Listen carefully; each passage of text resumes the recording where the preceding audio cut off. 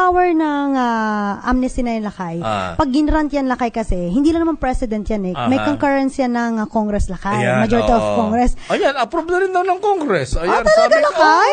Na-approve ba yun? Kaya, okay. yun Yung revocation? Yes. Hindi, yung pagbibigyan ng amnesty correct. kay Yun nga Lakay. Trillanes. Bakit ganun daw? Kasi kung halimbawa ang pag-grant ng amnesty, may approval din ng Congress. Bakit yung revocation? Wala namang approval din ng Congress.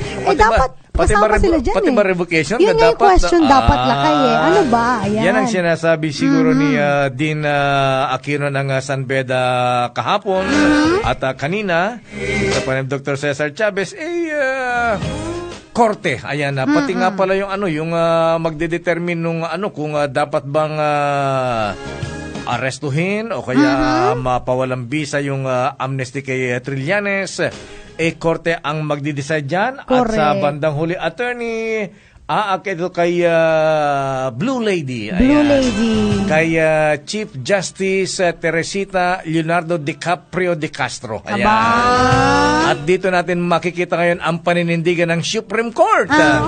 Dahil di ba ang sabi, di ba si De Castro sabi niya, reward dyan kasi inaprubahan yung co-warrant laban kay Sereno. Ayan, tignan nga natin kung magiging independent. Ayan, dito natin masusukat ngayon. So, kung paano tutulay ng alambre si Secretary Chief Justice De Castro ngayon dito sa isyong ito kay Trillanes. Ilang days na lang balakay?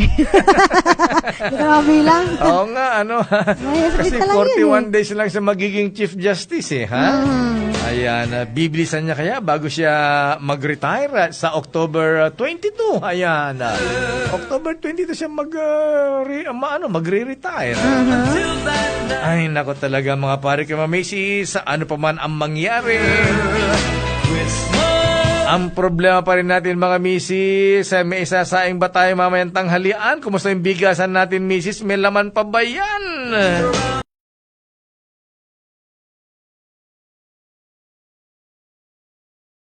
Ayan, yung bang sweldo ni Mr. magkakasya ba sa pagbabayad ng singil sa tubig? Ayan, yung pamasahe tataas. Presyo ng galunggong mataas pa rin. Presyo ng gulay, lalo ngayon ay nasira na ang mga pananim doon sa Benguet, sa La Trinidad sa Mountain Province.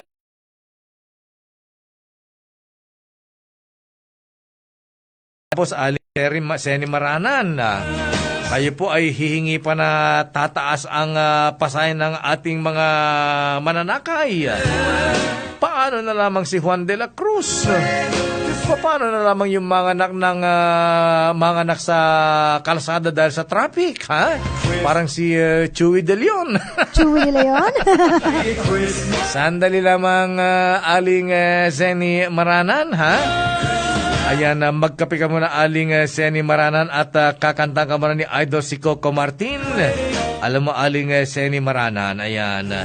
Ito bang si Aling Seni Maranan naranasan din kayo nitong magmaneho ng jeepney, Kasi ang mister nito, kaya siya naging presidente ng FEDUDAP attorney. Ang mister nito si Romy Maranan. Ayan, siya ang presidente ng FEDUDAP noon, Federation of Jeepney Drivers Operators Association of the Philippines. Nung mamatay si Mang Romy, siya ang pumalit si Mrs. Ayan, parang Diego tsaka Gabriela silang, Ayan, so siya ngayon ang tumatayong presidente ng FEDUDAP, Sandali lamang, Aling Seni, pakantay mo natin si Idol, Kasi ang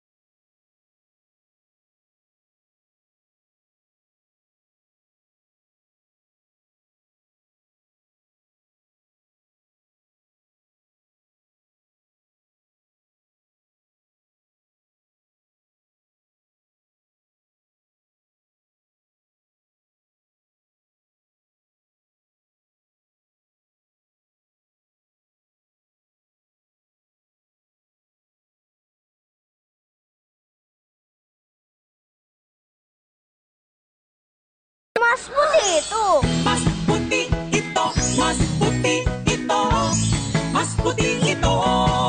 Sa Pride Bar, pwedeng hindi na mag-bleach, tina o anyel. Dahil ang Pride Bar ay may power whitener na nanunuot sa bawat hibla. Kaya ang damit ay kislap